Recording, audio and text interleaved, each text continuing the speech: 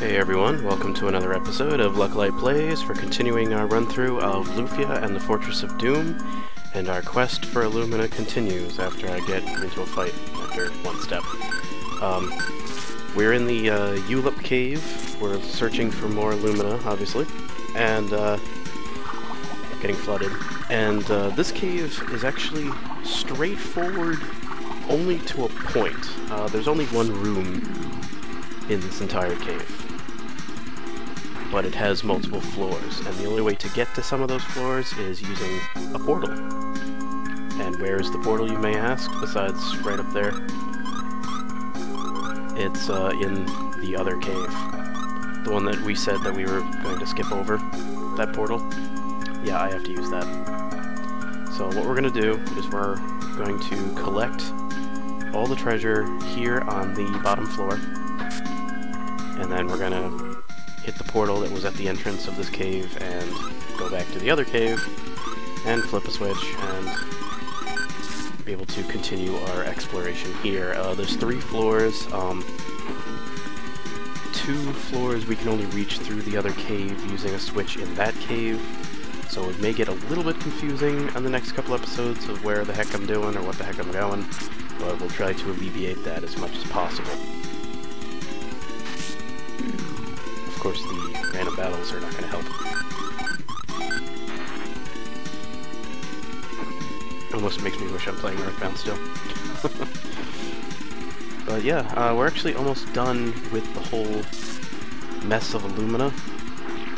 Once we finish this cavern, there's one more area we need to go to.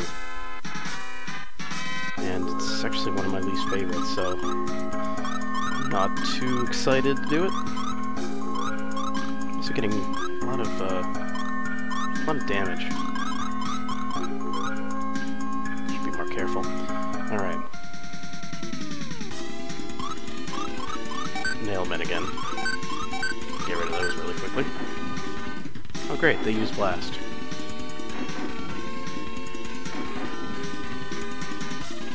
But as I said before, at least we don't have to worry about a boss fight at the end, so we can use our power to our leisure. And the way these guys go, you kind of need to. Alright, so I'll go rid of those, so no more death spells. And I'm confused. Fascinating. Start beating myself up.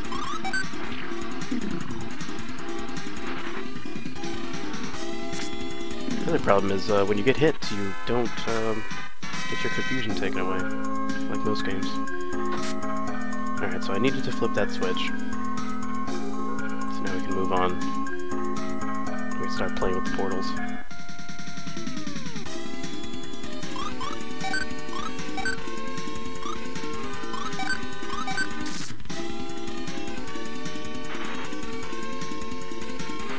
Actually, I should probably throw sweet water on. I don't remember if I did or not.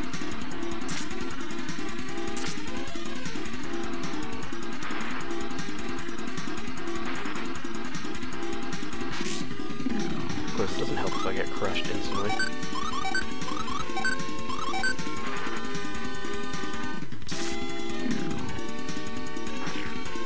There we go.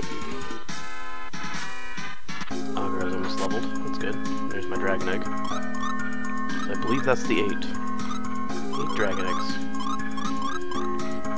But as I said before, I'm going to wait on getting those because when you use them, they spread out to specific areas. And when they do that, they replace treasure that's already in that box, and some of it is statting, boosting potions. So I want those. Every stat matters. I mean, maybe not so in the long run. You can beat the game without collecting every potion, but why would you? Why wouldn't you try to get everything?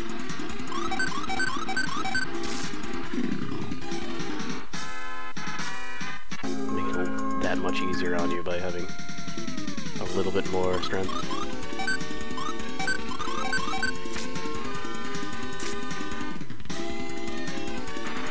or intelligence. I actually don't know which potion it replaces, now that I think about it. But I do know it replaces one of the stat potions in a cave. So once I hit that cave and collect it, then we're gonna go egg hunting. And make some omelets.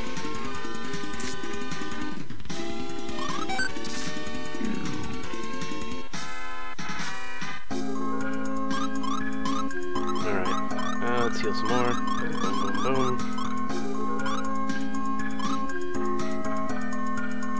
And let's throw sweet water on just because I don't remember if I used one or not. And we're gonna hit this portal. Now this leads us back to the entrance of the other cave. So we need to head back down again. And I'm gonna take the portal without flipping the switch. I don't remember if I flipped the switch on the last time. I guess it doesn't matter, because we're gonna do both anyway. I might as well just leave the switch alone the first time, and then the second time when we come back through, we will flip the switch and do the other floor. Yeah, you can protect all you want. I'm not really using spells on you.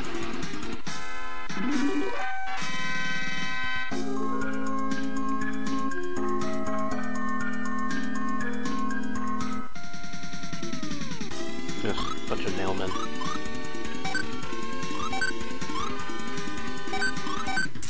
Might as well use blast on them. I'd rather not die due to stupid curses.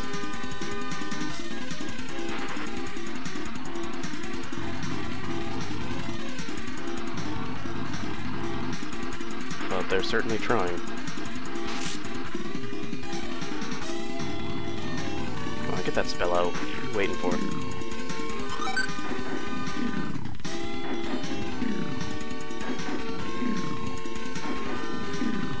Alright. More straw dolls. I can make a bunch more gloom voices later on.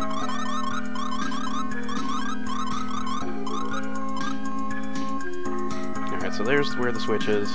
Remember that for the future. Heading up.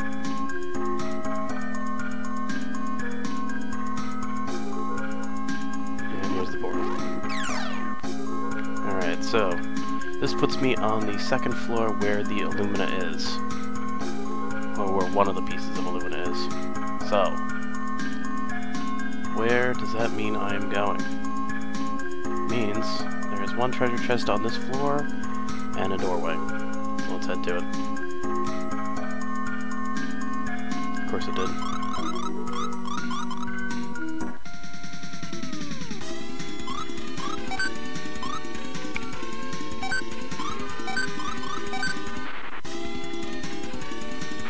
Also, I'm not sure if I've released the first episode of it yet. I don't believe I have. I believe that's coming maybe next week. I did pick up a regular Nintendo game. I'm going to play it on 8-bit obscurity. Actually, I know I said during a previous episode that I'll probably be playing a Game Boy game, but I'm actually taking that back. I've lied to you folks, and I apologize for it, but I have run into a game that just recently, maybe, well, not just recently, but kind of recently, just got its translation finished. A translation that has taken since 2007.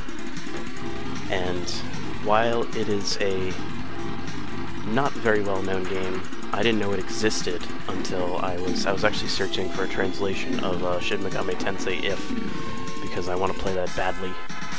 But I found a Nintendo game called Lagrange Point that was, again, never released here in America. It was made by Konami in, I think, the last bit of the Nintendo life cycle. And it's actually pretty impressive for a Nintendo game. So it's an RPG, and I may play that here on the channel. There may be a game in between that one and Destiny of the Emperor, the finale of Destiny of the Emperor.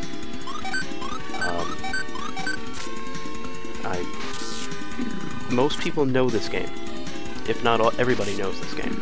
So it's not obscure. But it is.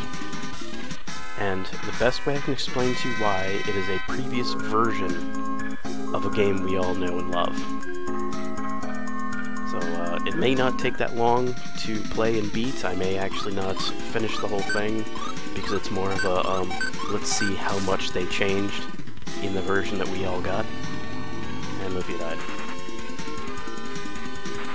But it should be rather interesting. It also takes a lot bit of technology to get working here. I'm actually going to be messing with an emulator to get this to work.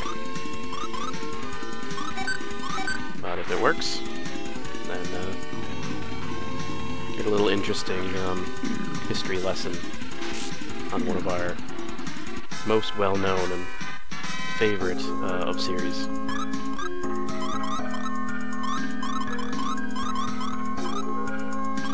So a little bit of advertising for our future. And that Lagrange point game, there's no help online. I looked up like maybe like mini walkthroughs or anything that would just give me a leg up so I don't completely fall apart the second I start playing it. There's nothing. There's nothing on this game. There's like one on GameFAQs. There's like one FAQ, and it's just it's not even a translation. It's not even like anything. It's just there is a scene. Go up, buy this, do this, go this. No explanation of what's going on at all. So it's like it becomes why are you even playing it? And it leaves out a lot of crap. Apparently it's a Nintendo game that actually has weapon crafting. On a Nintendo game from 1991. So, something that we take for granted here in 2015, but you know, it seems like every RPG has weapon crafting now. But back then, not so much. It was more of go to store, buy weapon, put on body. Anyway, sorry to be talking about that and not Lufia. I guess there's only so much you can talk about when you're flipping switches. Alright, so let's hit that switch. So let's rejuvenate our Sweetwater. And let's head back up. Maybe we can finish this before 15 minutes. I doubt it though. Mainly because of these things.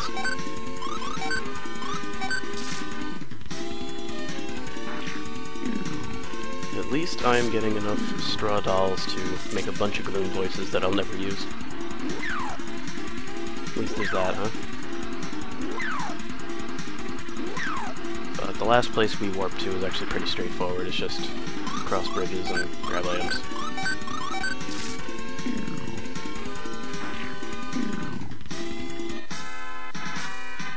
No little mazes to go through, no BS. Just a bunch of fights, as always. Sweetwater is on.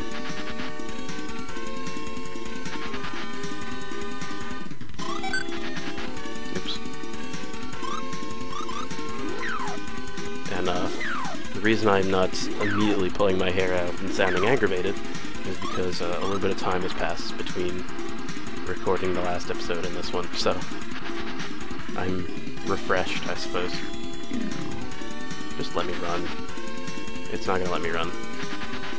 Yeah, I can't run away from these. A waste of time.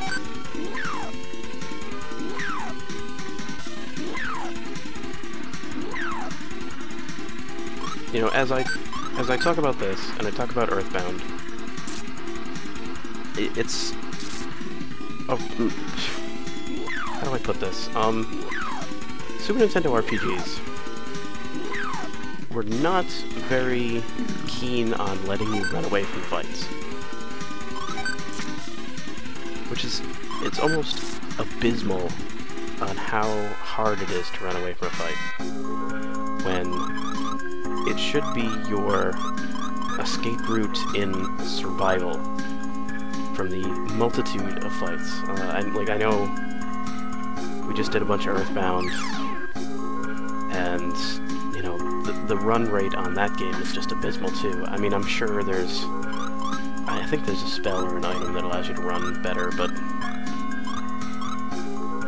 Alright, I already have that. Yeah, and then it ambushes you afterwards. I mean, there's some games that you can run away pretty easily, and the punishment for running away should not be that you get your face punched in and you lose anyway. Running away is supposed to be like, oh crap, I can't fight these things, I'm too weak, I need to limp my way back to an inn or a resting point. The punishment for running away should be, you didn't get experience points, now you're pretty much done for when it comes for, like, you're gonna need to grind now. And I got beat up anyway. Alright, so I'm gonna cut it here. On the next episode, we'll finish up this cave real quick, or pretty much at the end of it. And I'm gonna do this fight, finish this fight, and we'll mop up. Oh good, I finished it already. Yeah, so we'll mop up the chest here. We have like 3 more. One of them's like right there. And then we'll head to the next point, where we get the last piece of Illumina. Finally, and we can stop this stupid fetch quest. And finally move on to, hopefully, bigger and better things. How about some storyline? Alright, so, my name is Lucklight, thank you for watching, and have a good one.